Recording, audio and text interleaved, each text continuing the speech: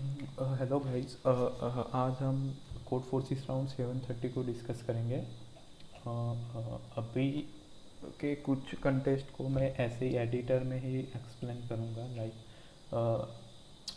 आगे के कंटेस्ट को मैं भी ट्राई करूँगा कि राइटिंग पैड पे एक्सप्लेन कर पाऊँ।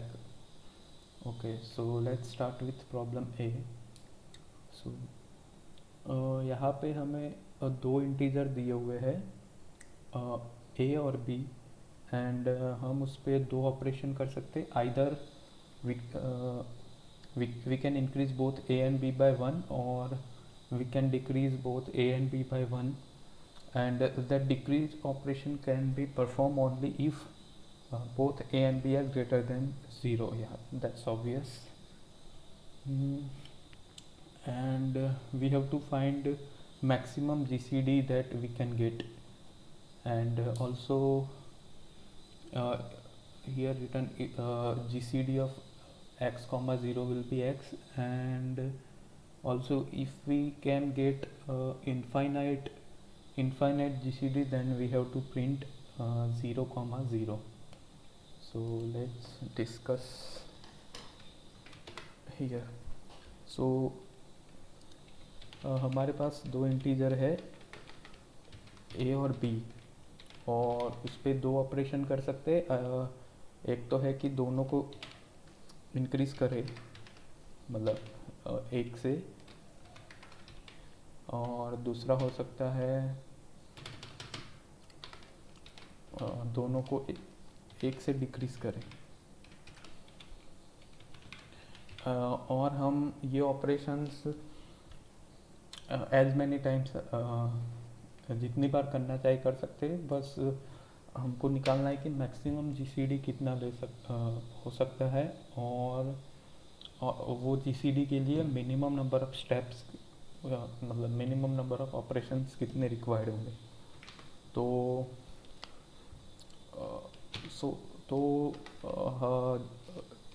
GCD of A comma B होता है, मतलब हमको पता है कि GCD of A comma B होता है GCD. So if we assume A is greater than B, मतलब अगर ए बी से बड़ा है, तो GCD of A comma B को लिख सकते हैं GCD of A minus B comma B. तो इससे क्या पता चल रहा है कि एट मैक्स जीसीडी हम ए माइनस बी ले सकते हैं। और वो भी तब केस होगा जब A minus B will be multiple of B. So maximum GCD हो सकता है ए माइनस बी, और मैक्सिमम जीसीडी हो सकता है A minus B, maximum GCD हो सकता है ए माइनस बी, और वो भी तब जब B will be multiple of A minus B. So maximum GCD वो पॉसिबल होगा जब A minus B modulo B is 0। तो मतलब मैक्सिमम जीसीडी तो पता चल गया कि ए माइनस बी होगा, और वो तब होगा जब A minus B modulo B 0 होगा। और तो हमको बस वही निकालना है कि कितने मिनिमम ऑपरेशन में हम ये चीज़ को मतलब सेटिस्फाई करवा सकते हैं। तो आइदर एक तो हो सकता है कि हम इंक्रीज करते रहे ए और बी को जब तक, एक तो हो सकता है कि दो इंक्रीज बोथ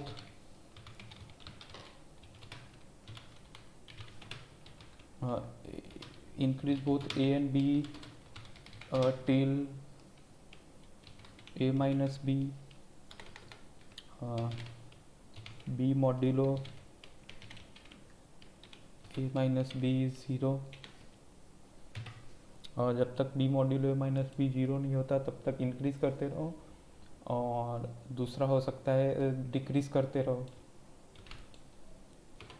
हाँ, बट डिक्रीज करते टाइम ये ध्यान रखता है कि दोनों ज़ीरो से बड़े होने चाहिए। सो आइदर इंक्रीज और डिक्रीज। बट डिक्रीज करते टाइम यहाँ पे एंड आ जाएगा कि दोनों ए और बी दोनों ज़ीरो से बड़े होने चाहिए, ठीक है। तो हाँ, बट अगर हम इनपुट में देखें तो इनपुट है हमारा 10⁻18 तक बोथ ए एंड बी। तो अगर हम चेक करने जाए कि इंक्रीज करते जाए जब तक कि ये B modulo A minus be zero नहीं हो रहा, या तो डिक्रीज करते जाए तो वो तो टीएल ही दे देगा। तो हम क्या कर सकते हैं कि हम फाइंड कर सकते हैं कि next greater multiple and next smaller multiple of A minus B.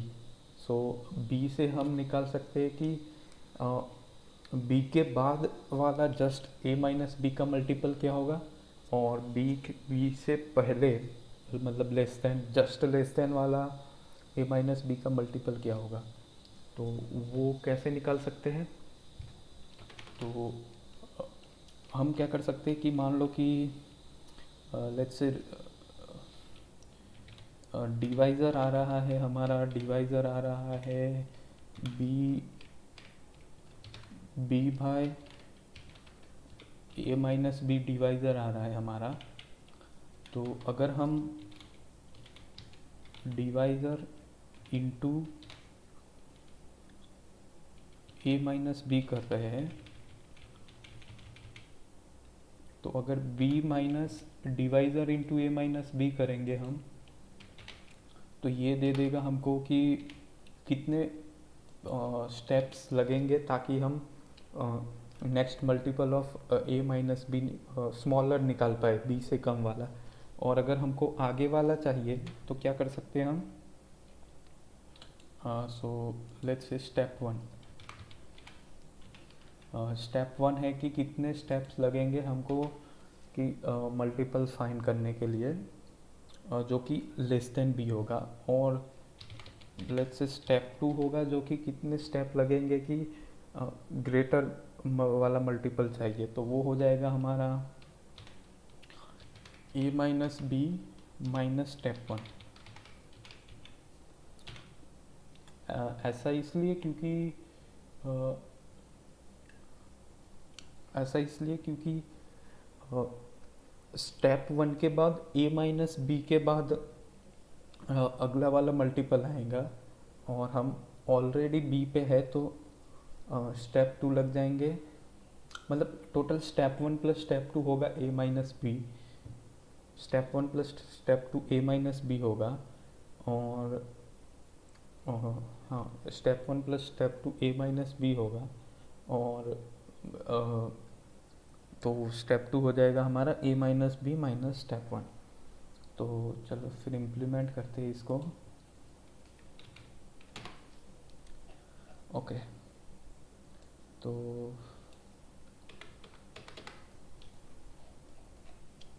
Input में तो हमें लेना है लॉन्ग में लेना है लॉन्ग ए कॉमा बी, और हम एज्यूम करेंगे कि मतलब हमने एज्यूम किया था ए ग्रेटर देन बी है, तो अगर तो ए लेस देन बी होता है तो स्वैप करवा देंगे।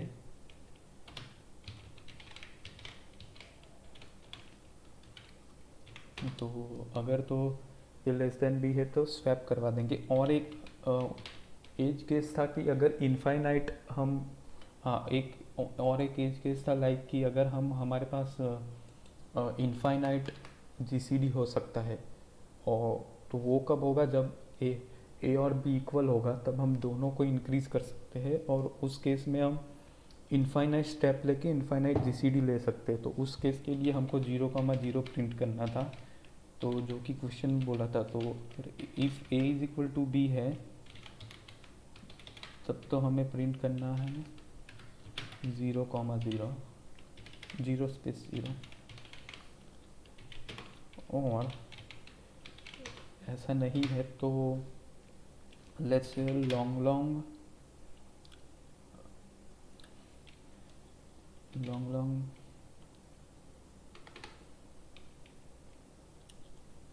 Long long C is equal to A minus B है हमारा, ठीक है।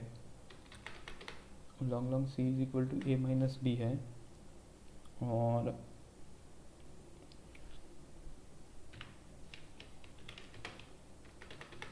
सी हमारा है ए माइनस बी। तो हमको पहले निकालना है कि स्टेप 1 कितना होगा, जो कि हमने निकाला था कि स्टेप 1 की जबकि लेस वाला डिवाइज़र फाइंड करने के में कितना स्टेप लगेगा। तो वो था हमारा B minus B minus B minus B divided by B divided by, okay तो पहले डिवाइज़र ही निकाल। Long long divisor equal to divisor हो जाएगा हमारा बी डिवाइडेड बाय सी हो जाएगा हमारा डिवाइज़र। बी, हाँ ये हो जाएगा हमारा डिवाइज़र। और स्टेप 1 हो जाएगा हमारा बी माइनस डिवाइज़र इंटू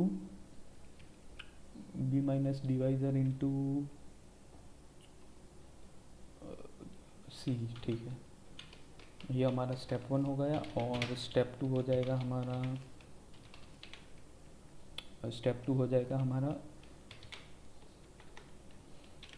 सी माइनस स्टेप 1। और हम आउटपुट क्या प्रिंट करेंगे, मैक्सिमम जीसीडी कितना हो सकता है।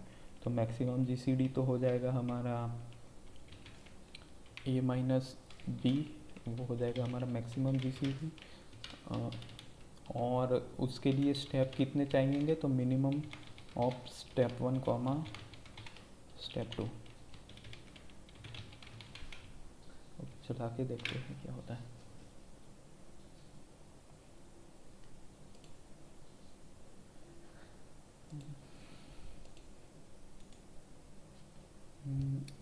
थ्री 1 1 0 0 0 6 3, हाँ यहाँ पे तो आ रहा है। रिकॉर्डिंग हो रहा है कि नहीं हो रहा, सबमिट करके देखते हैं ये।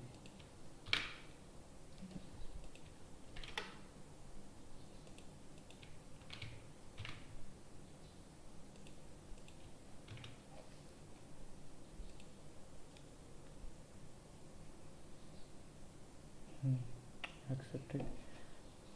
हाँ तो ये हो गया अपना। ए थोड़ा टफ था कंपेयर टू बी, थोड़ा टफ था। और बी है हमारा कि बेसिकली बी में है कि हमारे पास एक एरे दिया हुआ है, ठीक है। और एक एरे दिया हुआ है और एरे में कॉस्ट, मतलब बेसिकली हमको मिनिमम कॉस्ट निकालना है, मान सकते हैं कि। और वो कॉस्ट ऑफ होगा हमारा कॉस्ट ऑफ एरे, बोल सकते हैं कि मतलब पेयर वाइज जो भी एलिमेंट का एब्सोल्यूट डिफरेंस, सो उसको हमको मिनिमाइज़ करना है। और हम इसमें ऑपरेशन ये कर सकते हैं कि मान लो कि ओके, तो क्वेश्चन को बताऊँ तो बेसिकली हमारे पास एक एरे है और हमको वो एरे में कॉस्ट फंक्शन है sum of absolute difference of each pair of elements. तो हमारे पास एक एरे है और उसमें कॉस्ट फंक्शन है जो कि है sum of absolute difference of each pair of elements.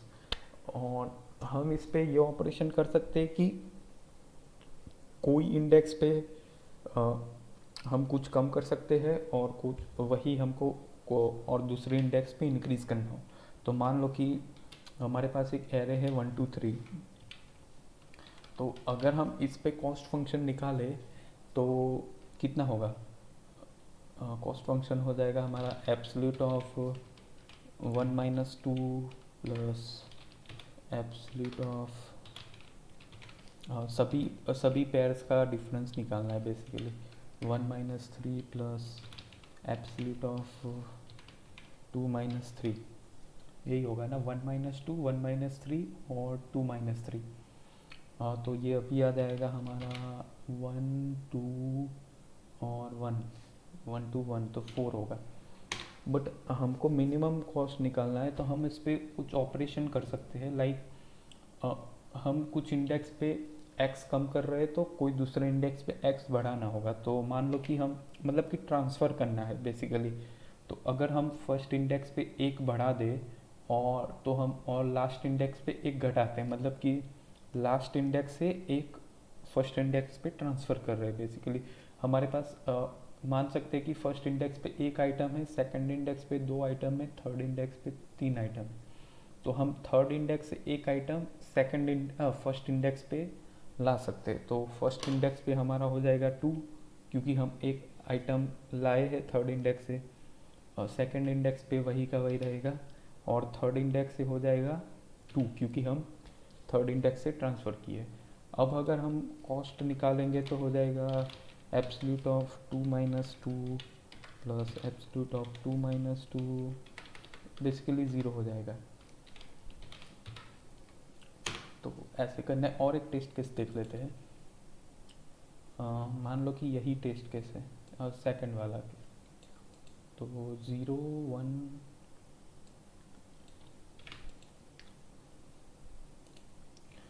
ये वाला टेस्ट केस है 0 1 1 0।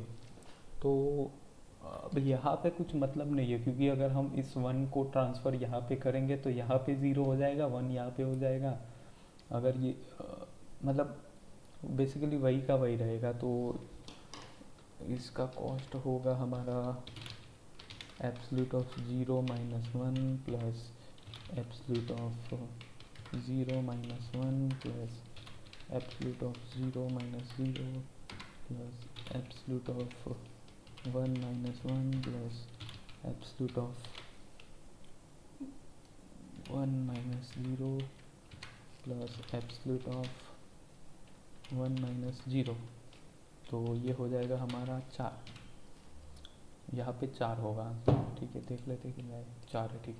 तो ये बेसिकली ग्रीडी अप्रोच है। तो इसमें क्या कर सकते हैं हम कि हम ट्राई कर सकते हैं कि सभी को इक्वल इक्वल डिस्ट्रीब्यूट करें।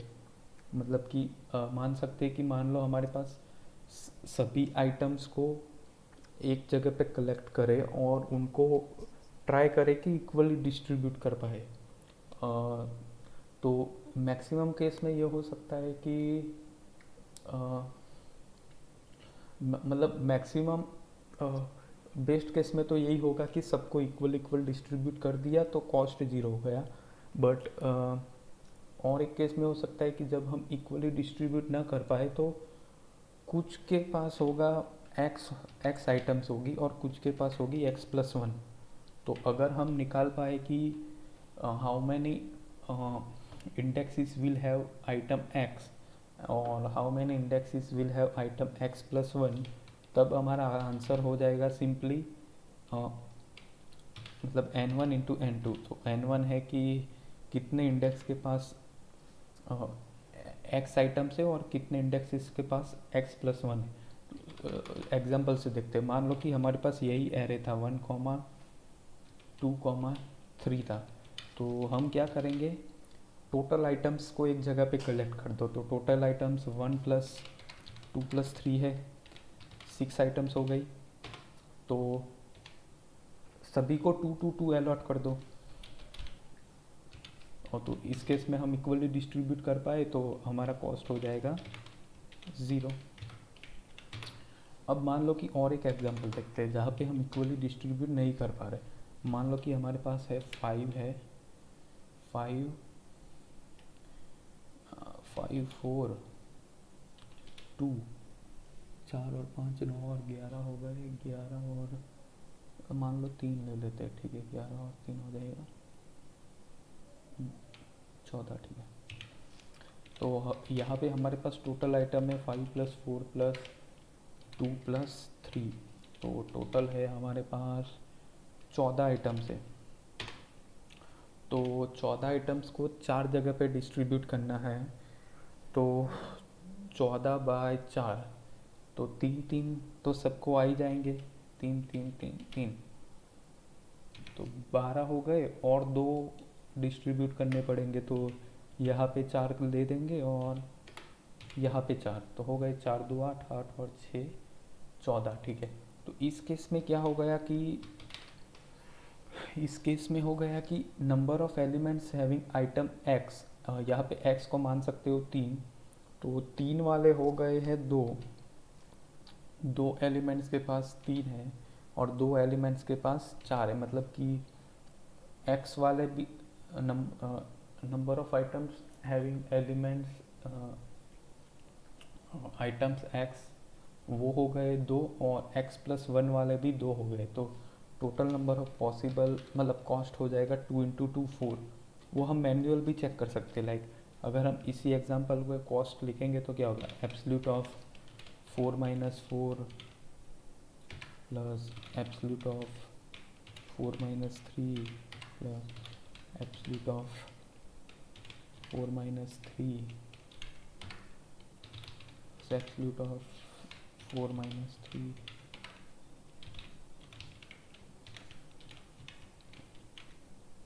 1। हाँ, तो यहाँ से भी 4 ही आएगा। तो इसका रीज़न ये है क्योंकि जो number of items with number of indexes with item x होगा और वो दूसरे इंडेक्सेस विथ आइटम x+1 के साथ जब उनका सब्ट्रैक्शन करेंगे तभी हमें 1 कॉस्ट मिलेगा। बाकी अगर सेम नंबर ऑफ एलिमेंट्स वालों को हम ले रहे हैं तो डिफरेंस 0 आएगा, तो टोटल कॉस्ट हो जाएगा n1 × n2। तो इसको ये तो इजी है, जस्ट इसको इम्प्लीमेंट कर लेते हैं। बेसिकली हमको यही निकालना है कि अगर हम इक्वली डिस्ट्रीब्यूट करने का ट्राई करें तो कितने एलिमेंट्स में एक्स आइटम आएगी और कितने एलिमेंट्स में x+1 आएगी, और आंसर हो जाएगा हमारा दोनों का मल्टीप्लिकेशन। तो इनपुट में क्या है, ओके, तो ले लेते हैं INT n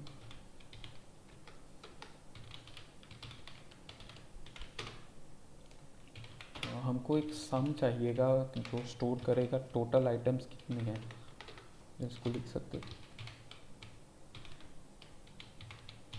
टोटल आइटम्स को काउंट करेंगे हम, लिखते हैं 419,0,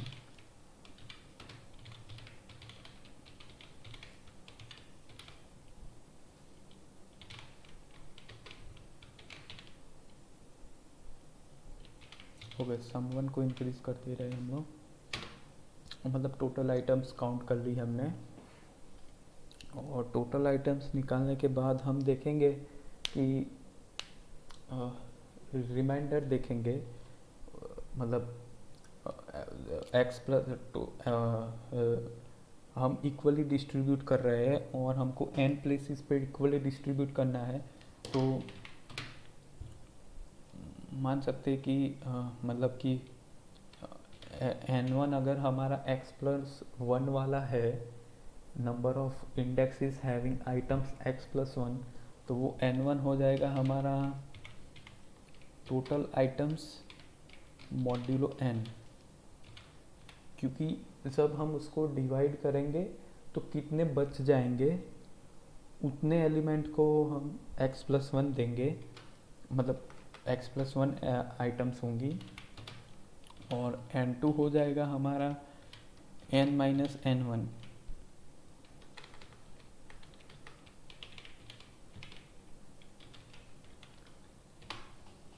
और हमारा आंसर हो जाएगा n1 इंटू n2।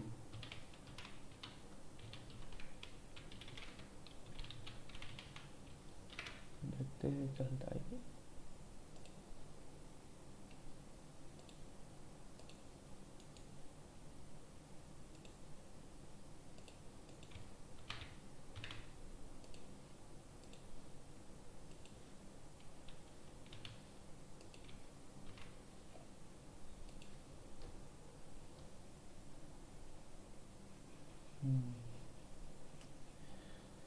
हाँ, तो बी बी इजी था ए के कंपैरिजन में। अब आ जाते हैं डी पे। सी मैंने किया नहीं है, डी देख लेते हैं।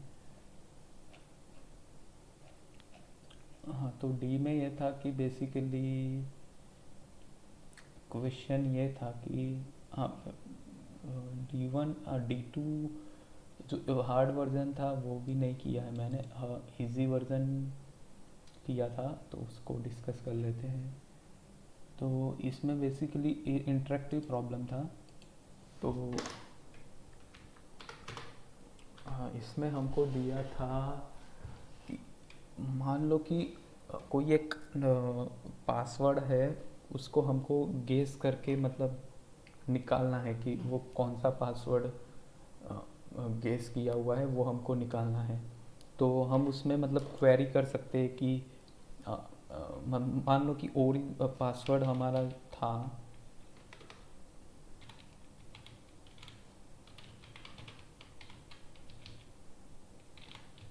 ओरिजिनल पासवर्ड, मान लो कि एक्स था, ठीक है। तो हम इसमें तो और एक दिया था कि एन दिया हुआ था, तो पासवर्ड होगा हमारा जीरो से n-1 के बीच में होगा। और हम मैक्सिमम n क्वेरीज कर सकते हैं, n क्वेरीज कर सकते हैं, और हमको n क्वेरीज में करेक्ट पासवर्ड गेस करना है। तो तो अगर तो ये सिंपल होता तो हम क्या करते, 0 से n-1 सबको क्वेरी कर लेते, और अगर सही गेस हो जाता तो मतलब, और हमको रीड करना है कि मतलब रीड आर करना है, और अगर तो मतलब आफ्टर क्वेरिंग एनी पासवर्ड हम आर को रीड करेंगे, और अगर आर हमारा 1 आ जाता है तो हमारा गेस करेक्ट है, और हम उसको मतलब काम ख़त्म हो गया, हम अगली क्वेरी पे जा सकते। तो अगर तो हमें सिंपल यही प्रॉब्लम होता तो क्या कर सकते थे, हम 0 से n-1 के सभी पासवर्ड को एक बाय एक क्वेरी करते, तो टोटल n क्वेरीज लगती, और मैक्सिमम n क्वेरीज में कोई तो एक होता 0 से n-1 वाला करेक्ट होता। तो अगर हम सभी क्वेरीज करते तो करेक्ट आ जाता। बट यहाँ पे प्रॉब्लम यह है कि इसमें थोड़ा मतलब चेंज है कि अगर हम मान लो कि y पासवर्ड को क्वेरी की है कि हम y को पासवर्ड बताए, तो अगर तो करेक्ट हुआ तब हमें R1 मिल जाएगा और हमारा काम ख़त्म। बट अगर हमने गेस किया वो गलत है, तो जो ओरिजिनल पासवर्ड था वो रीसेट हो जाएगा और न्यू पासवर्ड हो जाएगा हमारा। तो अगर हमने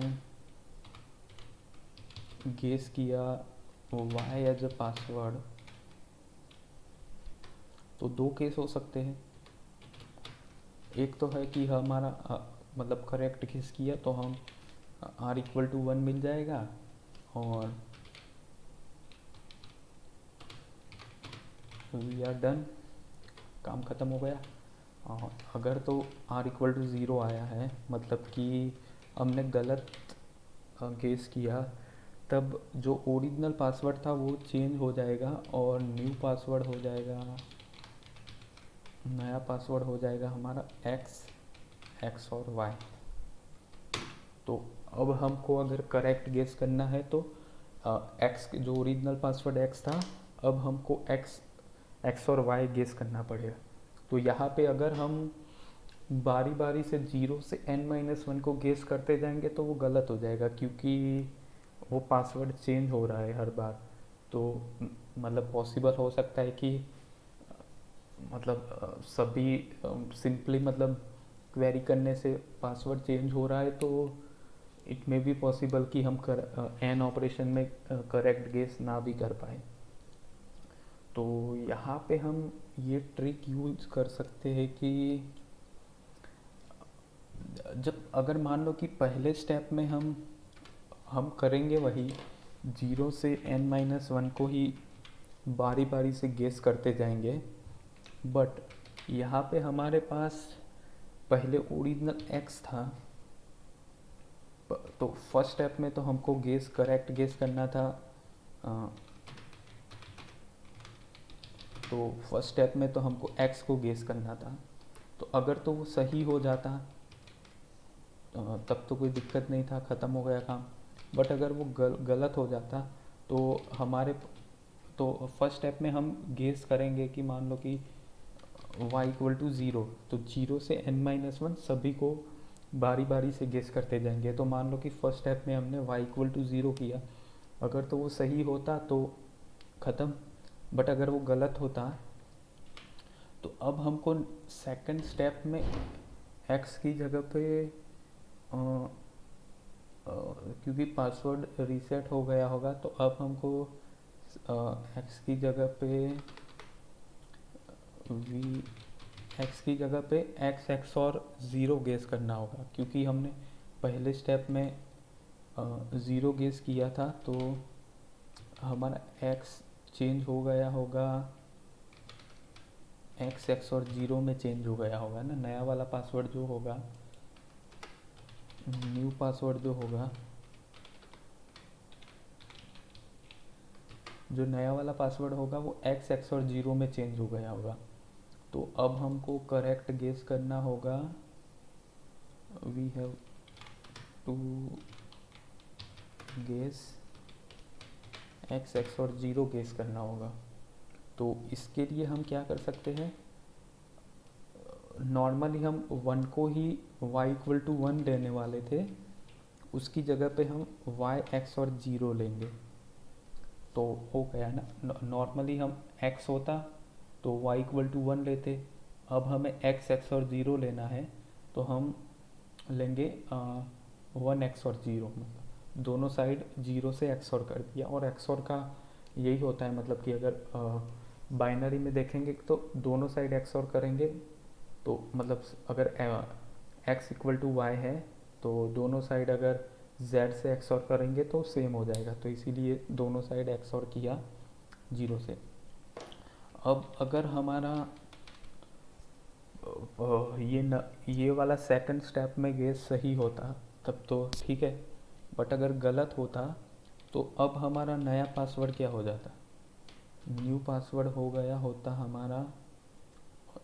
इससे पहले वाला था हमारा x और 0 तो था ही।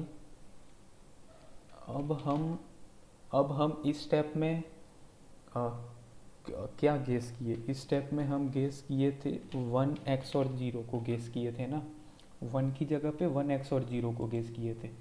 तो नया पासवर्ड हो जाएगा हमारा, ये 0 2 बार आए हैं तो वो कैंसिल कर देंगे और नया पासवर्ड हो जाएगा x और 1। ओके,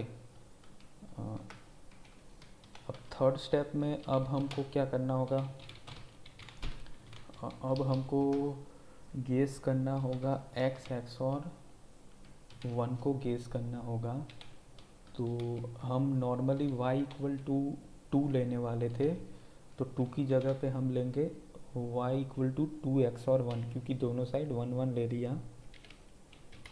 और अगर तो सही हुआ तो ठीक है, और अगर गलत हुआ तो अब हमको क्या गेस करना होगा, लास्ट स्टेप में कौन सा पासवर्ड था, लास्ट स्टेप में पासवर्ड था हमारा x और 1 था। और इस बार हम कौन सा वाला गेस किए हैं, इस बार हम गेस किए हैं 2x और 1। तो ओल्ड पासवर्ड x और जो गेस किए हैं वो, तो वो यहाँ पे भी 1 1 2 बार आ जाएंगे, तो वो भी कैंसिल हो जाएगा, तो ये हो जाएगा x और 2। तो बेसिकली हम यहाँ पे ये देख पा रहे हैं, मतलब कि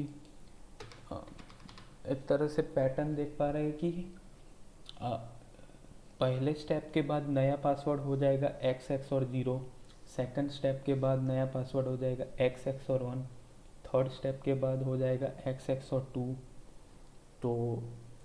तो जब हम अगला वाला स्टेप देखेंगे तो हम ये अपडेटेड वाले को गेस करेंगे। मतलब अगर हमारा फर्स्ट स्टेप में x और 0 पासवर्ड हो गया है, तो जब सेकंड स्टेप में हम नॉर्मली 1 को चेक करने वाले थे तो 1 की जगह पे 1x और 0 को चेक कर रहे हैं।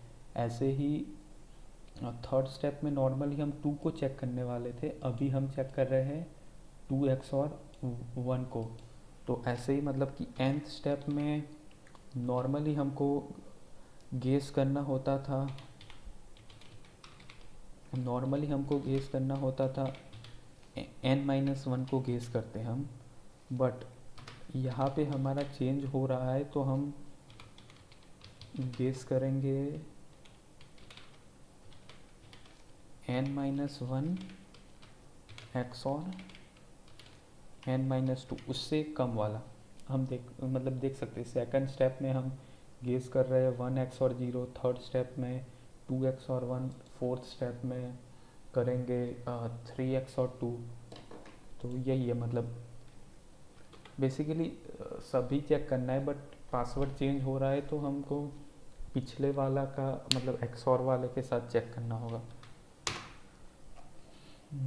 चलो इम्प्लीमेंट करते हैं। क्या है इनपुट में, क्या है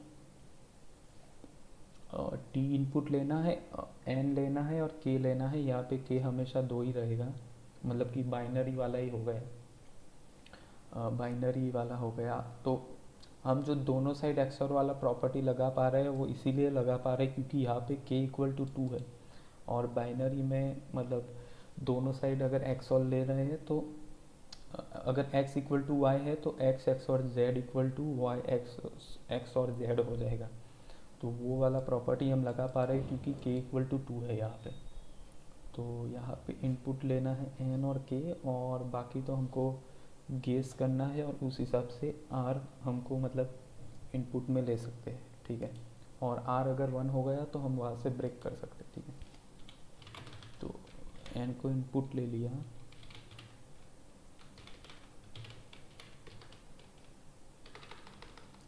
n और k इनपुट लेना है,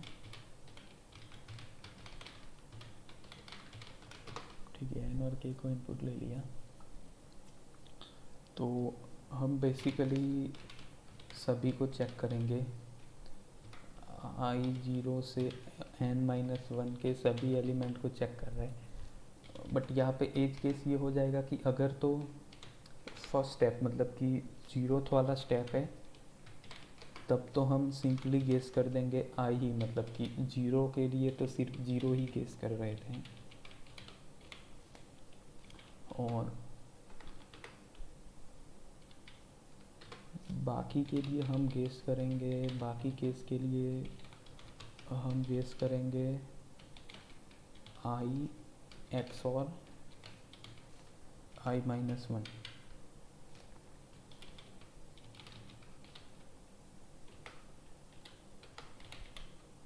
ओके, और एक चीज़ लेनी है हमको, r इनपुट लेना है जो बताएगा कि हमारा मतलब अगर तो हमारा r किसी स्टेप में 1 आ जाता है तो हम वहाँ से ब्रेक करवा सकते हैं और अगले वाले टेस्ट केस के लिए जा सकते हैं। हाँ, ये सिंपल ही था, देखते ही चलता है कि नहीं।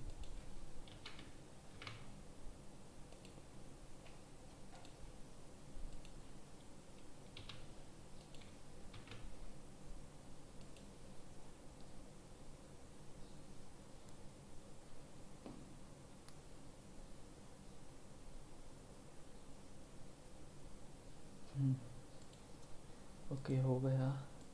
चलो, thank you very much for watching. अगला कंटेस्ट में देखेंगे।